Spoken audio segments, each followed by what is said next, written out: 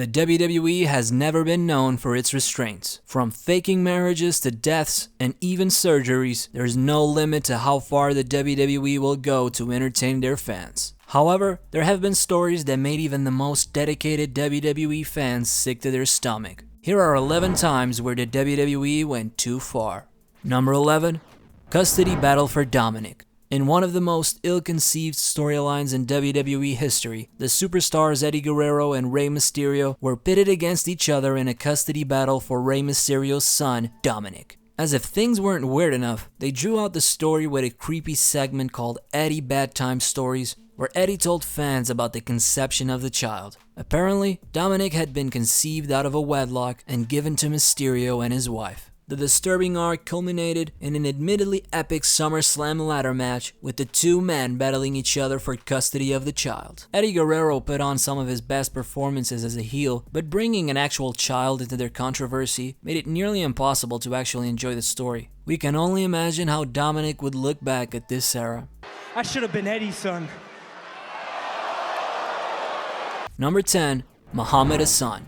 Muhammad Hassan, or simply Hassan, caught the bad end of one of the WWE's most daring stunts yet, a staged terrorist attack shortly after 9/11. Initially brought in as a clever subversion to the played-out Fort Hill gimmick, Hassan's main shtick was that he was angry about all of the negative stereotypes and the mistreatment of Middle Easterners. By early 2004 standards, it was considered fairly progressive, but all that clever build-up went down the drain half a year later when Hassan staged a brutal takedown of The Undertaker with 4 masked goons, a garrote wire, and clubs. To an audience still reeling from 9/11, the story seemed in poor taste, but that's not what made it truly worthy of this list. The episode of SmackDown went live on the same day as the London terrorist bombings. The WWE had heard of the news, yet they still released it, feeling it was a little too late to edit out that portion of the show. The outcry was overwhelming, and the fallout of the event buried Hassan's career. Number 9. Dr. Heine.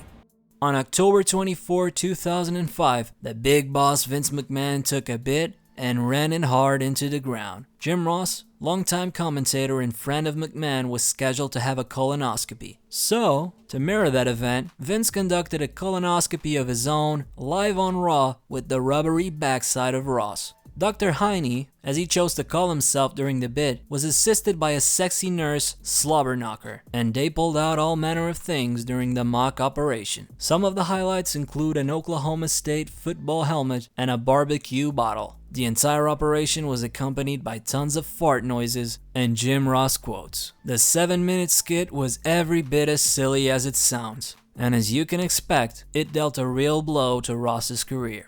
Number 8. Exploiting Reid Flair.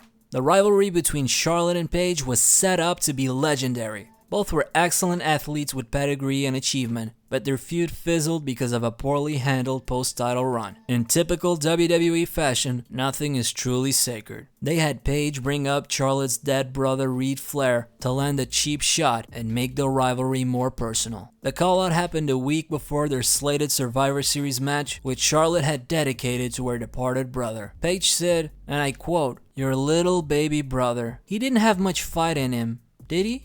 The audience was stunned in utter disbelief, and you could tell by the look on Paige's face that she wasn't happy to say her line. To make the situation worse, the WWE hadn't even sought permission for the stunt. There was some well-deserved backlash following the tasteless exchange. Number 7. Mickie James.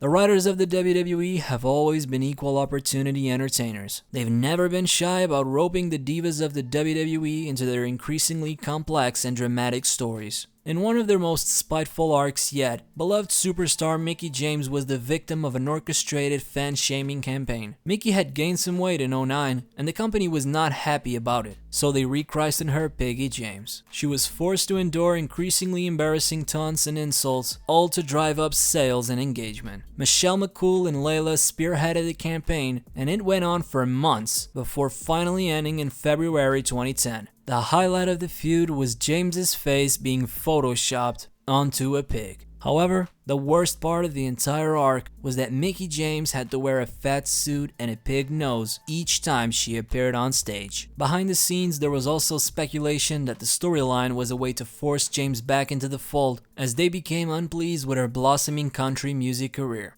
Number 6. Exploitation of Eddie Guerrero's death. Continuing with the theme of the WWE dishonoring the dead, Eddie Guerrero has been brought up several times over the years to serve as a punching bag. He was a second-generation pro wrestler, a Hall of Famer, and one of the best wrestlers the company ever had. Since his passing in 2006, he's been revived by the company to play the victim in many of their feuds and storylines. In a feud with Rey Mysterio, Randy Orton told the Mexican superstar that his friend Eddie's in hell. Eddie's down there, in hell!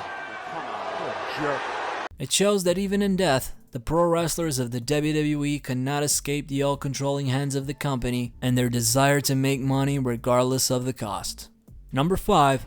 Kerwin White. As far as WWE heels and gimmicks go, none were quite as disturbing and weird as Kerwin White. In a bid to reinvent himself for the Summer Raw of 2005, Chavo Guerrero, cousin to Eddie, renounced his Hispanic heritage in a spectacular fashion and took to being called Kerwin White. The change was followed by weeks of abuse at the hands of the equally problematic Mexicool group. Chavo dyed his hair blonde and rode into the ring on a golf cart, playing the stereotypical middle-class white conservative. Accompanying him was the future Dolph Ziggler, who played a white golf caddy. As if the image was not bad enough, it only got worse when Chavo opened his mouth. He spouted profanities against all ethnic groups he could think of, including his own. Then, he transitioned to going after Shelton Benjamin, the man he'd feuded with through the previous fall and summer. The worst thing about Kerwin White was, of course, his catchphrase. If it's not white, then it's not right. You can't help but cringe. It was as if the writers weren't paying attention to the character they constructed. Thankfully, Chavo found his head following the death of his uncle Eddie Guerrero. The death of the Hall of Famer was tragic, but at least something good came of it. Number 4. Hawk's attempted suicide.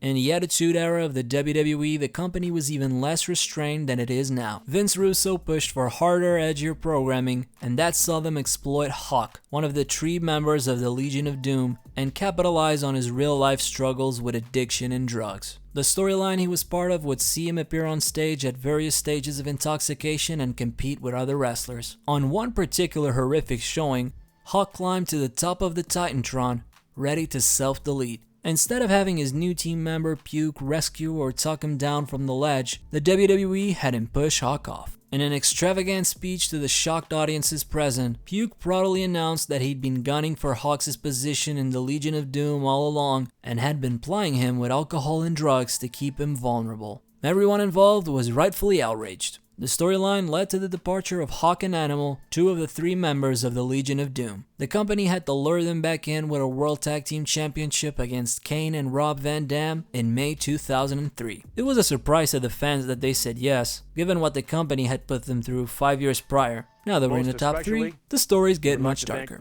Number 3. Kane and Lita. Pairing Kane and Lita was strange to say the least, but it's not the worst pairing that the company ever made. The post-mask psychotic Kane could have been tempered by the compassionate and understanding Lita. The first of the 2 plot lines of the event had Kane coerce Lita in an intercourse to save her then boyfriend Matt Hardy from harm. Lita became pregnant from their union, and Kane decided to keep the baby under threat of violence. According to him, Lita was carrying his legacy. Thankfully, the WWE didn't push the plotline for 9 whole months. Lita mercifully had a miscarriage when Kane bumped into her after the newcomer Snitsky hit him with a steel chair. With the child dead, Kane and Snitsky started their own story arc where the big red monster sought vengeance for his unborn child. The only good thing that came from the debacle was Snitsky's now infamous meme, "It wasn't my fault!" That was his defense when he was confronted about the events that transpired. Number 2. Kurt Angle, the sexual deviant. One of the world's greatest wrestlers of the 2000s was transformed into a predator in a feud between him and Booker T. Kurt attacked Sharmell backstage, forced himself onto her, and put a hand over her mouth. The performance was doubtlessly terrifying for all present, and thankfully the screen cut to black before anything happened, but the image was forever seared into everybody's mind. Apparently televised sexual assault was not far enough. Number 1. The Katie Vick incident.